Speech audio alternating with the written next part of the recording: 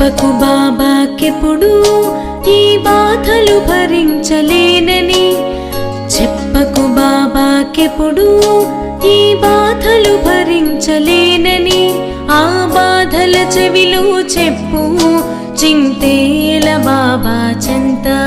నీ చుట్టూ చీకటులున్నా రాబోతుంది ఉదయం, నీ చుట్టూ చీకటులున్నా రాబోతుంది ఉదయం, మన వెంట ఉండి నడిపేది శివ బాబాయే కదోయి.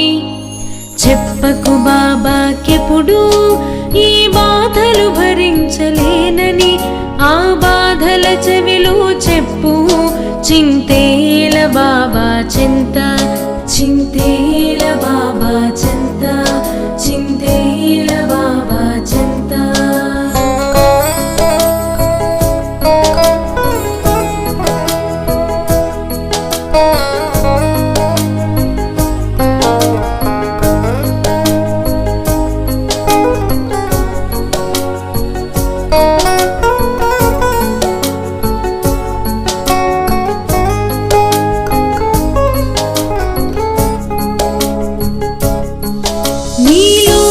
తామసమంతా తరిమేయగలిగి చూడు, నీలో గల తామసమంతా తరిమేయగలిగి చూడు, దరి చేరే దారిలోన శివ బాబా తోడు నీదే. ఈ ఆత్మిక బలమే మనలో నింపేను శక్తియే నిండుగా, ఈ ఆత్మిక బలమే మనలో నింపేను శక్తియే నిండుగా. బాబా విశాల హృదయం అప్పుడవును నీ ప్రపంచం. చెప్పకు బాబాకెప్పుడు ఈ బాధలు భరించలేనని, ఆ బాధల చెవిలో చెప్పు చింతేల బాబా చెంత, చింతేల బాబా చెంత, చింతేల బాబా చెంత.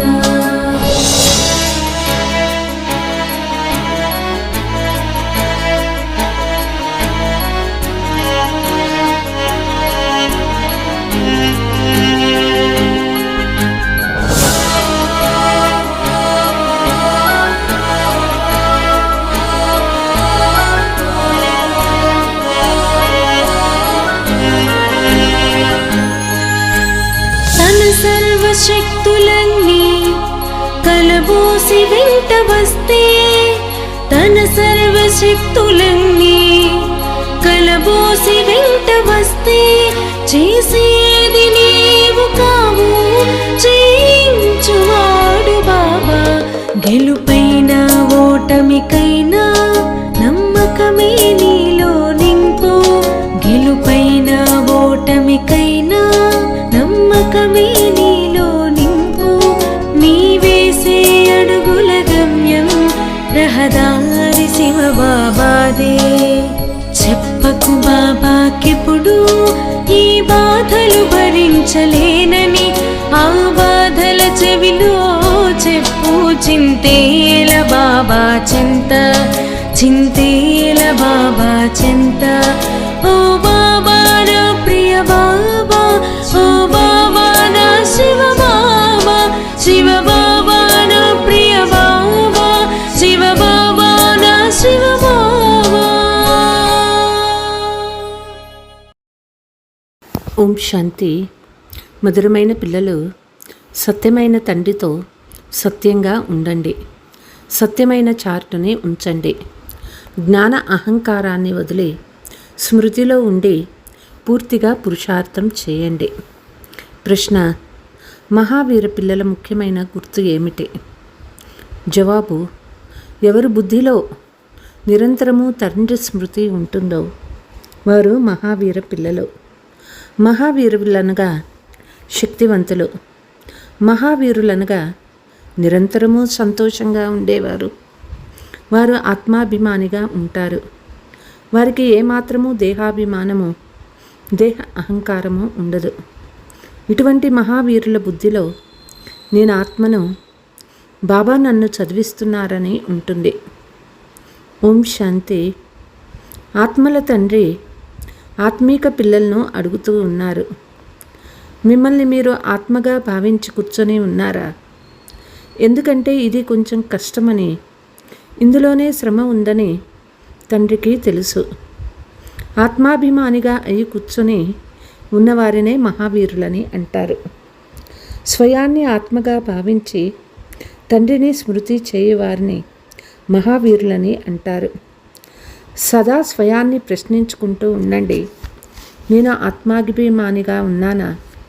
స్మృతి ద్వారానే మహావీరులుగా అంటే సుప్రీంగా అవుతారు. ఇతర ధర్మాల వారెవ్వరూ ఇంత సుప్రీంగా అవ్వలేరు.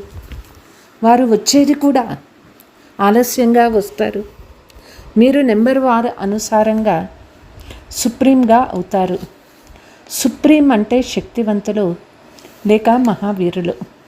వారికి ఆంతరికంలో నేను ఆత్మ అనే ఖుషి ఉంటుంది. అంతేకాక సర్వ ఆత్మల తండ్రి మమ్మల్ని చదివిస్తున్నారనే సంతోషం కూడా ఉంటుంది. కొంతమంది తమ చార్టు 25%, కొంతమంది 100% చూపిస్తారని కూడా తండ్రికి తెలుసు. కొంతమంది 24 గంటలలో అర్ధగంట మాత్రమే స్మృతి ఉంటుందని అంటారు. కాబట్టి ఎంత శాతం ఉంది మీపై మీరు చాలా గమనం ఉంచుకోవాలి. నెమ్మదిగా మహావీరులుగా అవ్వాలి. వెంటనే అవ్వలేరు. ఇందులో శ్రమ ఉంది. బ్రహ్మజ్ఞానులు, తత్వజ్ఞానులు స్వయాన్ని ఆత్మగా భావిస్తారని అనుకోకండి. వారు బ్రహ్మతత్వాన్ని అంటే బ్రహ్మ ఉండే నివాస స్థానాన్నే పరమాత్మగా భావిస్తారు. స్వయాన్ని అహం బ్రహ్మాస్మి అని అంటారు. ఇప్పుడు ఇంటితో యోగము చేయరాదు. పిల్లలైన మీరు స్వయాన్ని ఆత్మగా భావిస్తూ ఉన్నారు. 24 గంటలలో మేము ఎంత సమయం స్వయాన్ని ఆత్మగా భావిస్తూ ఉన్నామో మీ చార్టు చూసుకోవాలి. ఇప్పుడు మనం ఈశ్వరీయ సేవ చేస్తూ ఉన్నాం. ఈశ్వరీయ సేవలో ఉన్నామని పిల్లలు మీకు తెలుసు. తండ్రి కేవలం మన్మనాభవ అంటే స్వయాన్ని ఆత్మగా భావించి నన్ను స్మృతి చెయ్యండి అని చెప్తూ ఉన్నారు. అందరికీ తెలపండి, ఇదే మీరు చేసే సేవ. మీరు ఎంత సేవ చేస్తారో అంత ఫలితం కూడా లభిస్తుంది. ఈ విషయాలు బాగా అర్థం చేసుకోవాలి. మంచి మహారథులైన పిల్లలు కూడా ఈ విషయాన్ని పూర్తిగా అర్థం చేసుకోరు. ఇందులో చాలా శ్రమ ఉంది. శ్రమ పడకుండా ఫలితం లభించదు. కొంతమంది చార్ట్ రాసి పంపిస్తారు, కొంతమంది పంపరు. జ్ఞాన అహంకారం చాలా ఉంది. స్మృతిలో కూర్చొని సేవ చేయరు, శ్రమ చేయరు.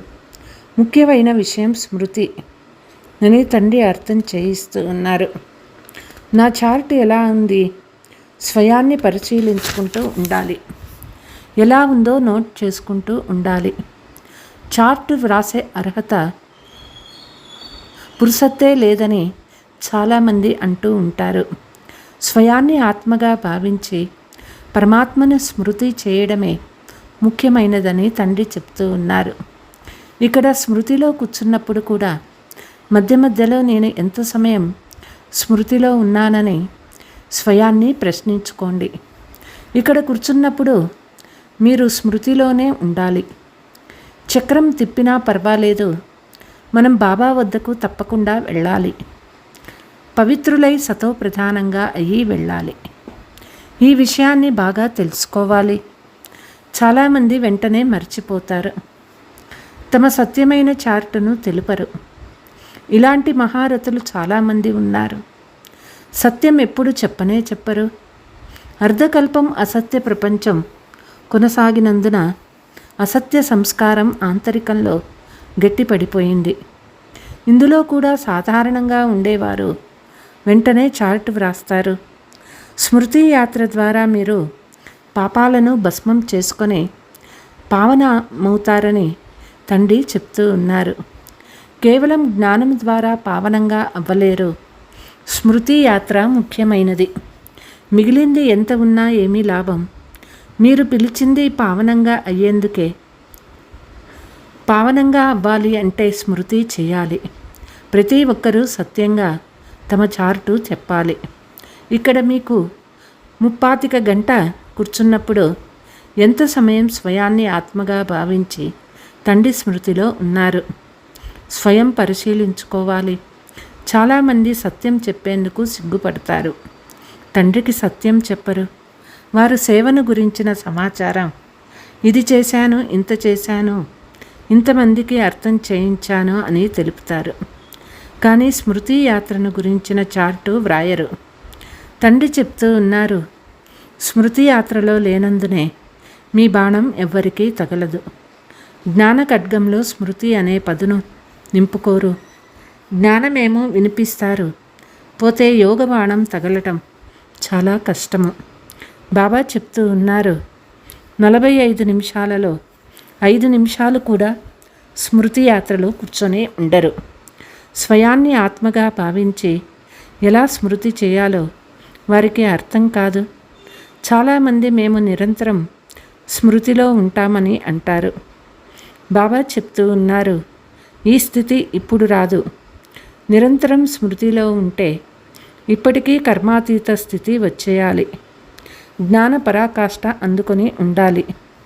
వారు ఇతరులకు కొద్దిగా అర్థం చేయించిన వారికి బాణం బాగా తగులుతుంది. శ్రమ ఉంటుంది. విశ్వానికి అధికారులుగా ఎవ్వరూ ఊరికే అవ్వలేరు. మాయ మీ బుద్ధి యోగాన్ని ఎక్కడికో తీసుకుపోతుంది. బంధుమిత్రులు మొదలైన వారు గుర్తుకు వస్తూ ఉంటారు. ఎవరైనా విదేశాలకు వెళ్ళవలసి వస్తే వారి బంధుమిత్రులు స్టీమరు, విమానము మొదలైనవి గుర్తుకు వస్తూ ఉంటాయి. విదేశాలకు వెళ్ళే కోరిక వారిని లాగుతూ ఉంటుంది. బుద్ధి యోగం పూర్తిగా వేరైపోతుంది. ఇతర వైపులకు బుద్ధి వెళ్లకుండా ఉండడం చాలా కష్టమైన విషయం. కేవలం ఒక్క తండ్రి స్మృతి మాత్రమే ఉండాలి. ఈ దేహము గుర్తు రాకూడదు. మీకు ఈ స్థితి చివరిలో వస్తుంది.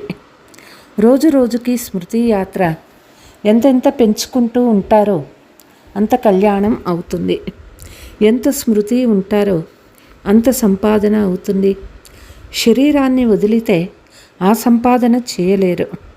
చిన్న శిశువుగా జన్మిస్తారు కాబట్టి సంపాదించలేరు. ఆత్మ ఈ సంస్కారాన్ని తీసుకువెళ్ళిన స్మృతిని కలుగచేసే టీచర్ కావాలి కదా. తండ్రిని స్మృతి చేయమని వారు కూడా స్మృతి ఇప్పించాలి కదా. తండ్రి స్మృతి ద్వారా మాత్రమే పావనంగా అవుతారని మీకు తప్ప మరెవ్వరికీ తెలియదు.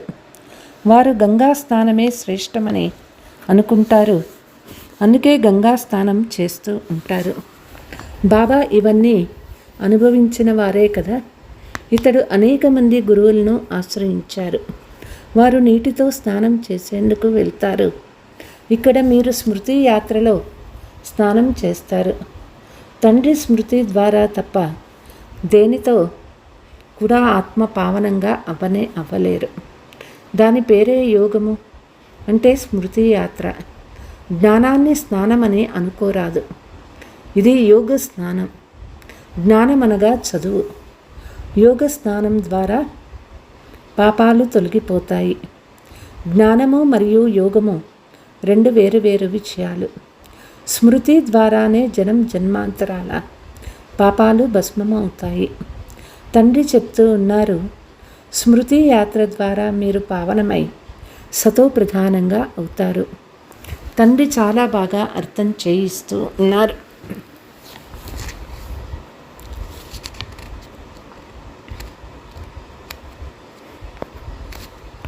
మధురాతి మధురమైనటువంటి పిల్లలారా, జ్ఞానాన్ని బాగా అర్థం చేసుకోండి.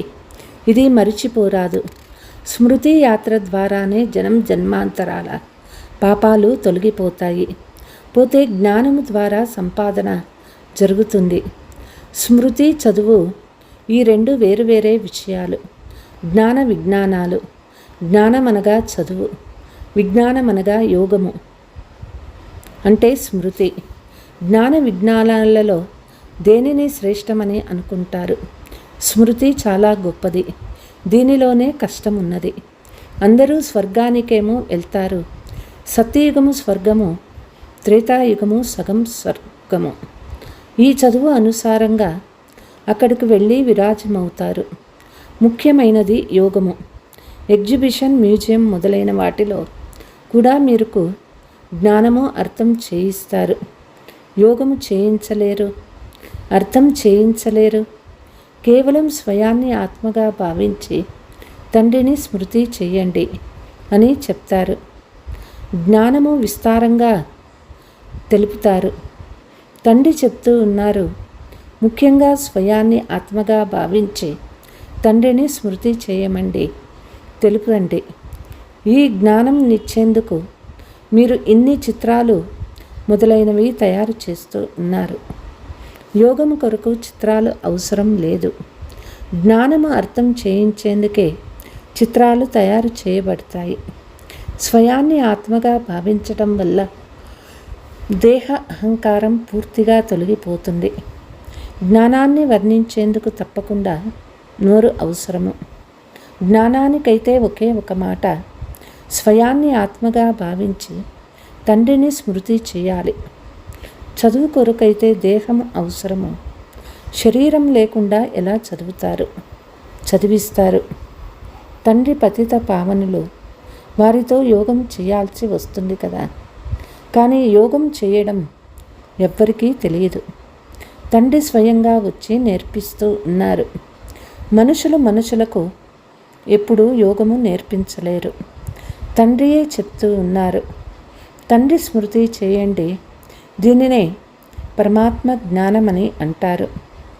పరమాత్మ ఒక్కరే జ్ఞానసాగర్లు. ఇది కూడా బాగా అర్థం చేసుకునే విషయాలు. అందరికీ ఇదే చెప్పండి, అనంతమైన తండ్రిని స్మృతి చేయండి. ఆ తండ్రి నూతన ప్రపంచాన్ని స్థాపన చేస్తూ ఉన్నారు. నూతన ప్రపంచ స్థాపన జరుగుతుందని వారికి తెలియదు. అందుకే భగవంతుని స్మృతి చెయ్యరు. సంకల్పంలోనే లేకుంటే, తెలియకుంటే ఎందుకు చేస్తారు? పరంపిత పరమాత్మ ఒక్క శివ భగవానుడే అని కూడా మీకు తెలుసు. బ్రహ్మదేవతాయ నమః అని అంటారు. తర్వాత శివ పరమాత్మాయ నమః అని అంటారు. ఆ తండ్రే అత్యంత శ్రేష్టమైన వారు. కానీ వారెవరో కూడా తెలియదు. రాయి రప్పలలో ఉంటే నమస్కారం ఎవరికి చేస్తూ ఉన్నారు? అర్ధరహితంగా మాట్లాడుతూ ఉంటారు. ఇక్కడ మీరు శబ్దం నుండి దూరంగా వెళ్ళాలి. అంటే నిర్వాణధామము, శాంతిధామానికి వెళ్ళాలి. శాంతిధామము సుఖధామము అని అంటారు. అది స్వర్గధామము, నరకంను ధామమని అనరు. పదాలు చాలా సులభము. క్రైస్తవ ధర్మం ఎంత కాలము కొనసాగుతుందో వారికి తెలియదు. క్రీస్తుకి 3000 సంవత్సరాల క్రితం స్వర్గం ఉండేదని కూడా అంటారు. అంటే దేవీ దేవత రాజ్యం ఉండేది. ఆ తర్వాత 2000 సంవత్సరాలు క్రైస్తవ ధర్మము. ఇప్పుడు మళ్ళీ దేవతా ధర్మం రావాలి కదా. మానవుల బుద్ధి ఏమాత్రమూ పనిచేయదు. డ్రామా రహస్యం తెలియని కారణంగా ఎన్నో ప్లాన్లు వేస్తూ ఉంటారు. ఈ విషయాలు పెద్ద వయసు గల మాతలు అర్థం చేసుకోలేరు. ఇప్పుడు మీ అందరిది వానప్రస్థ స్థితి అని తండ్రి అర్థం చేయిస్తూ ఉన్నారు. శబ్దం నుండి దూరంగా వెళ్ళాలి. వారు నిర్వాణధామానికి వెళ్ళారని అంటారు. కానీ ఎవ్వరూ వెళ్ళలేదు. పునర్జన్మ తప్పకుండా తీసుకోవలసిందే. వాపస్ ఎవ్వరూ వెళ్ళలేరు. వానప్రస్థంలోకి వెళ్ళేందుకు గురువుల సాంగత్యం చేస్తారు. వానప్రస్థ ఆశ్రమాలు చాలా ఉన్నాయి. మాతలు కూడా చాలామంది ఉన్నారు. మీరెళ్ళి అక్కడ కూడా సేవ చేయండి. వానప్రస్థం అంటే ఏమో మీకు తండ్రి కూర్చొని అర్థం చేయిస్తూ ఉన్నారు. ఇప్పుడు మీరు వానప్రస్థులు. ప్రపంచమంతా వానప్రస్థులే. సర్వుల సద్గతి దాత సద్గురువు మాత్రమే. అందరూ వెళ్ళే తీరాలి. మంచి పురుషార్థం చేసేవారు ఉన్నత పదవిని పొందుతారు. దీనిని కయామత్ సమయమని అంటారు. కయామత్ అర్థం కూడా వారికి తెలియదు. పిల్లలైన మీరు కూడా నెంబర్ వారుగా అర్థం చేసుకుంటారు. ఇది చాలా ఉన్నతమైన గమ్యము. ఇప్పుడు మనం తప్పనిసరిగా మన ఇంటికి వెళ్ళాలని అందరూ అర్థం చేసుకోవాలి. ఆత్మలు శబ్దానికి దూరంగా వెళ్ళాలి. మళ్ళీ పాత్రను చేయాల్సిందే. పాత్ర రిపీట్ అవుతుంది. కానీ తండ్రిని స్మృతి చేస్తూ ఉంటే ఉన్నత పదవి పొందుతారు. దైవీ గుణాలు కూడా ధారణ చేయాలి.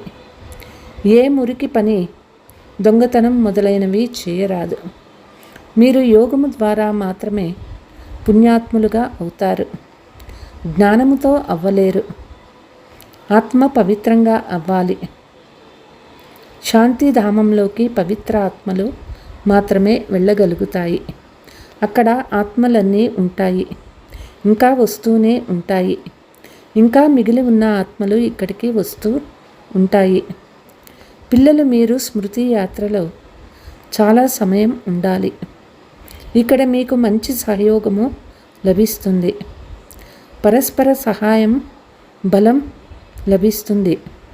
పిల్లలు, మీరు కొంతమంది అయినా మీ బలం పనిచేస్తుంది. గోవర్ధన పర్వతాన్ని వేలితో ఎట్టినట్టు చూపిస్తారు కదా. మీరు గోపికలు కదా. సత్యయుగంలోని దేవీ దేవతలను గోపికలు అనరు. మీరు మాత్రం మీ వేలంత సహాయం ఇస్తారు. ఇనుప యుగాన్ని బంగారు యుగంగా, నరకాన్ని స్వర్గంగా చేసేందుకు ఒక్క తండ్రితో బుద్ధి యోగాన్ని జోడిస్తారు. యోగము ద్వారానే పవిత్రమవుతారు.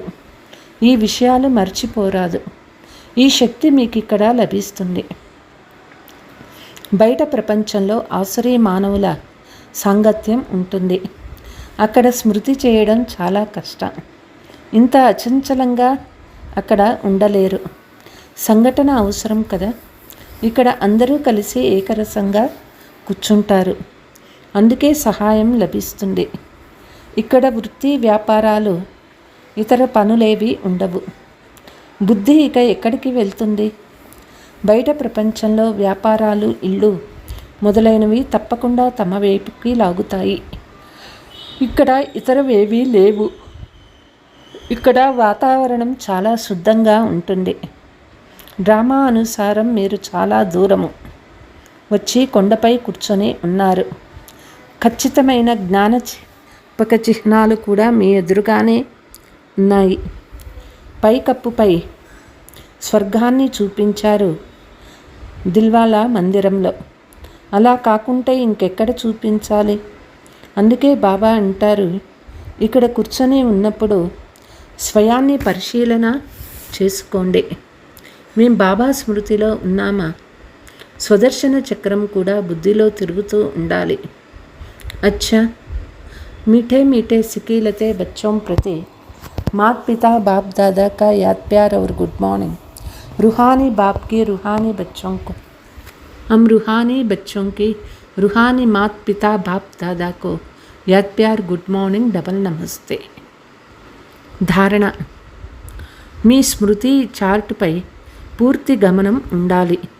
ఎంత సమయం తండ్రి స్మృతి చేస్తూ ఉన్నామో, స్మృతి చేసే సమయంలో బుద్ధి ఎక్కడెక్కడ తిరుగుతూ ఉందో స్వయాన్ని పరిశీలించుకోవాలి. ఈ చివరి సమయంలో శబ్దం నుండి అతీతంగా వెళ్ళే పురుషార్థం చేయాలి. తండ్రి స్మృతితో పాటు దైవీ గుణాలు కూడా తప్పకుండా ధారణ చేయాలి. దొంగతనం మొదలైన మురికి పనులేవి చేయరాదు. వరదానము: వ్యర్థం లేక డిస్టర్బ్ చేసే మాటల నుండి ముక్తులుగా ఉండే డబల్ లైట్ అవ్యక్త ఫరిస్తా భవ. అవ్యక్త ఫరిస్తా అవ్వాలి అంటే వ్యర్థ మాటలు ఏవైతే ఎవరికి మంచిగా అనిపించదో వాటిని సదా కొరకు సమాప్తం చేయండి. విషయం 2 శబ్దాలదే అయి ఉంటుంది, కానీ దానిని సాగదీసి పొదుపుగా చేసి మాట్లాడటం ఉండటం కూడా వ్యర్థమే. 4 మాటలలో అయ్యే పని 12-15 మాటలలో మాట్లాడకండి. తక్కువ మాట్లాడండి, నెమ్మదిగా మాట్లాడండి. ఈ స్లోగన్ మెడలో వేసుకొని ఉండండి. వ్యర్థము లేక డిస్టర్బ్ చేసే మాటల నుండి ముక్తులుగా అయితే అవ్యక్త ఫరిస్తాలుగా అవ్వడంలో చాలా సహాయం మీకు లభిస్తుంది. స్లోగన్: ఎవరైతే పరమాత్మ ప్రేమ వెనుక స్వయాన్ని సమర్పణ చేస్తారో వారికి సఫలత మెడలో హారమవుతుంది. అచ్చా. ఓం శాంతి.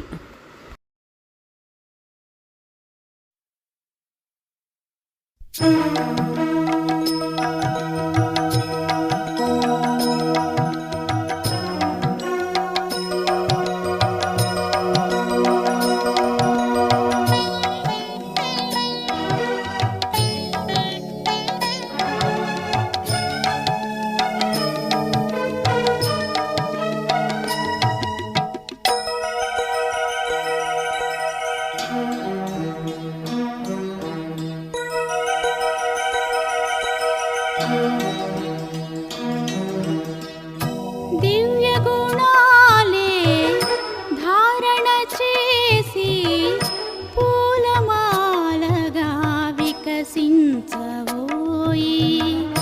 దివ్య గుణాలే ధారణ చేసి పూలమాలగా వికసించవోయి.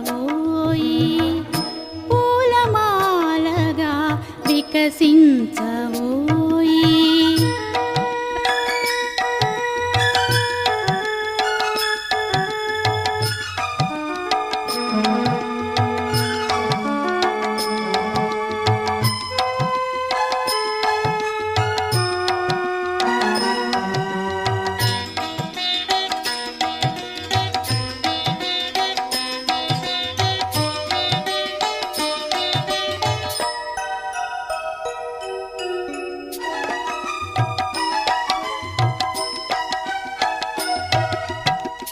అంతర్ముఖత ఆత్మస్వధర్మం హర్షితముఖత ముఖారవిందం.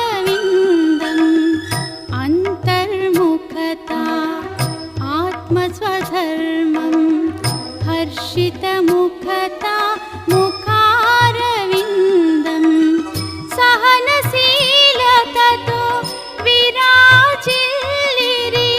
సహనశీలతతో విరాజిల్లిరి.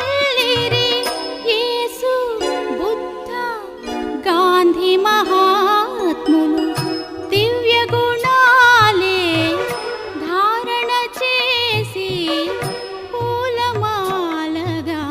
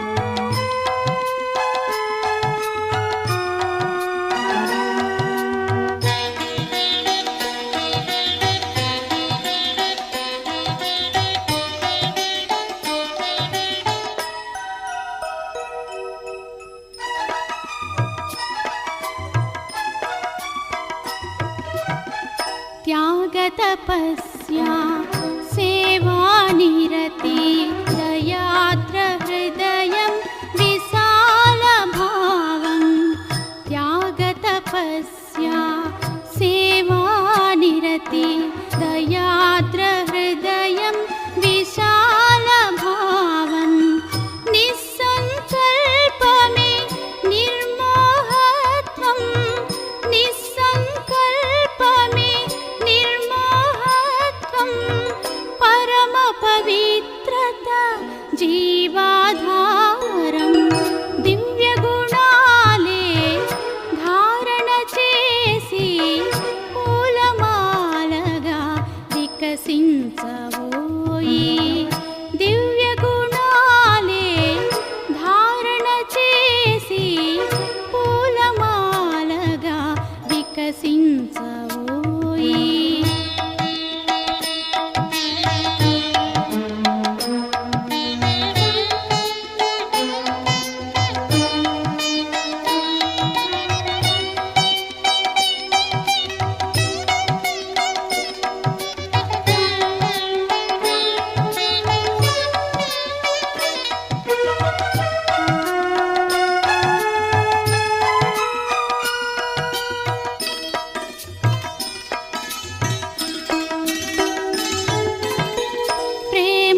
శాంతి స్నేహ గుణాలే పరమేశ్వరుడే నేర్పించే పాఠం ప్రేమ శాంతి స్నేహ గుణాలే పరమేశ్వరుడే నేర్పించే పాఠం సత్య సుందరుడు శివుడే పితయని సత్య సుందరుడు శివుడే పితయని నిత్యం నీలో స్మరించవోయి